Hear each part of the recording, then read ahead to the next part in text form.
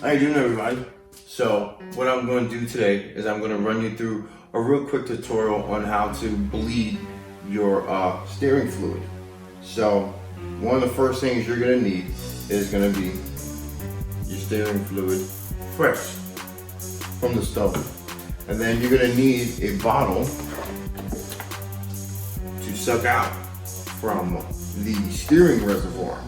What I have here is a homemade drainage bottle, very similar to a brake bleeding kit, where I got my little pump, and then I took a bottle, punctured it on two sides with some barbed fittings, forced them down to get a good seal, and then I have some clear hydraulic lines so that I can see the fluid coming into the bottle.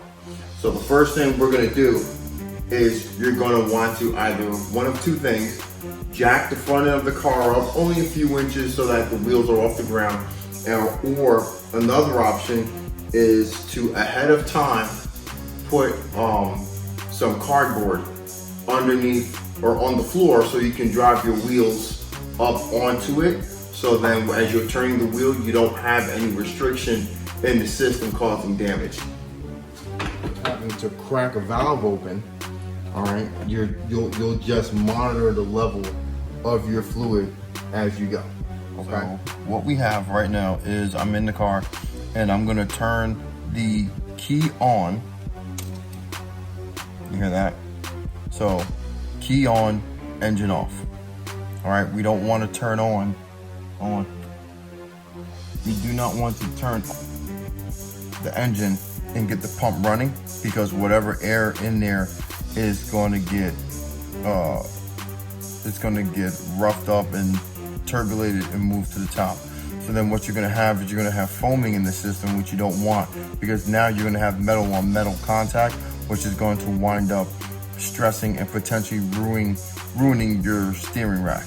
So I'm going to show you what the next steps are going to be with the power on, engine off. All right, so I hope you enjoy my little over shoulder sunroof view. So like I said, because I'm not fully going through the process, I'm just going to demonstrate what's going to be done. So the next steps, all right, we're in the car, we have power on, engine off. The front end of your car would be elevated so the wheels will be free to turn back and forth. All right, so you will start in either direction, left or right. I usually I like to start with the right, since that typically has the longest axle side. I don't know, it's just what I do. So you turn all the way to lock, hold it for a few seconds. Once that's completed, you turn back to the left and you go all the way nice and easy to lock, and then you hold it for a few seconds. At this point, you want to get out, go back to the reservoir and check the fluid level. Make sure that it hasn't dropped too low, because again, if it drops too low, just like your brake system, you're reintroducing more air into the system. So if you top it off a little bit, you come back into the car, you go through the same process. Right side to lock, hold it for about a 3-second count, all the way back to your left, hit the lock, hold it for about 3 seconds.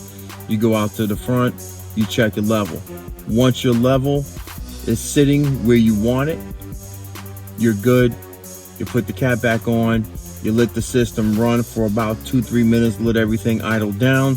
Then you would go through and steer back and forth again to make sure everything feels nice and smooth. There's no hang-ups, there's no unusual noises. Ideally, if you can have somebody in the car steering as you're watching how the fluid is behaving, bubbles coming out, it rising and dropping as you turn from side to side. These are behaviors you want to see. Make sure you're listening for anything potentially binding up as you're going through the process. Okay, so I hope this helped you out. Please like, subscribe, comment, share the video. Drop a comment if there's anything that I may have left out that you think I I need to mention, or even if I didn't mention something that you have a question about, feel free to ask in the comments. All right, Wrench Daily.